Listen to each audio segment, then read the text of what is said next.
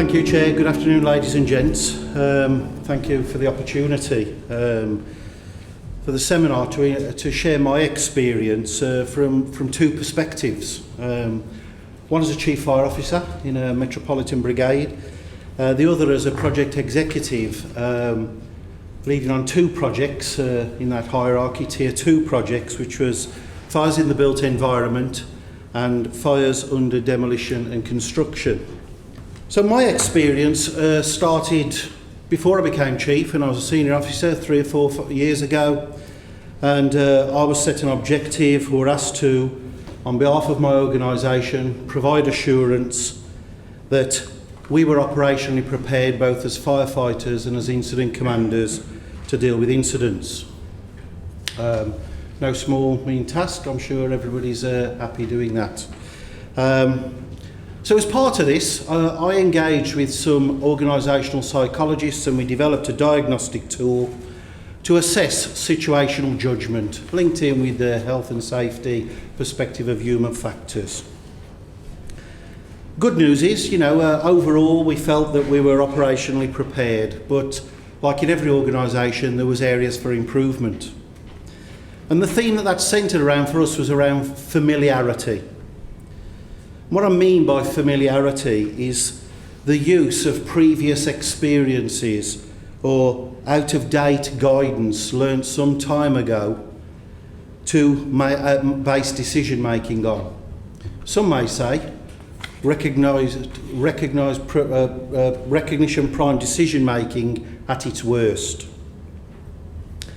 Much of the operational guidance that people referred to in this situational judgment tool was out of date or inconsistent, and this led to reduced public and firefighter safety. There was evidence that came out of this locally and nationally of inconsistent decision making and application of operational procedures based on out of date or what has become known as legacy guidance, those 8,000 pages referred to. New guidance for emerging risks, updated guidance from lessons learnt were not being consistently provided across the fire and rescue sector. And in the absence of this clear, contemporary and consistent guidance, operating procedures varied in quality. The National Operational Programme came along and set out a hierarchy of themes and invited senior officers, primarily at Chief Fire Officer level, to lead the development of this guidance and these products. And working alongside industry groups and experts, in my case, my testimony, and the support from these industry experts, produce products, alongside the Building Research Establishment, BRE, which has been critical to the credibility of this national operational guidance. The development of the guidance follows an evidence-based approach to identifying risks. It highlights control measures, and this is the approach that emergency response is based on. The National Operational Guidance is now delivering and turning out this good quality guidance to the sector with the expectation that it is adopted or adapted. What that means is that it's adopted or adapted to your local standard operating procedures. This is achieved in West Midlands Fire Service and its region via a process of evaluating the guidance as it's produced, conducting a form of a gap analysis and integrating that national guidance in standard operating procedures. A process that we've worked as a region and with other fire and rescue services, namely Kent, on how we do that. This is enhancing public and firefighter safety, and it also delivers our aspiration as set out in our incident command for assertive, effective and safe emergency response.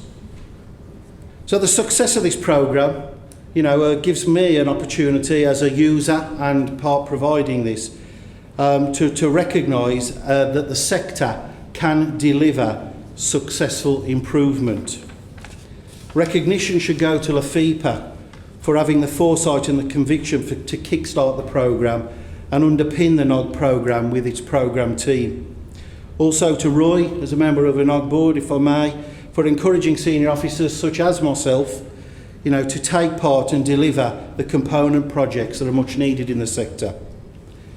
It's really pleasing for me personally to see that the IFE have now taken on this guidance as part of the syllabus in developing knowledge and understanding, which means it is contemporary, it is current. And finally, as a user of the guidance, the challenge for the programme and the sector is embedding the guidance and ensuring the programme of maintenance and regular update is part of the future plan. Thank you.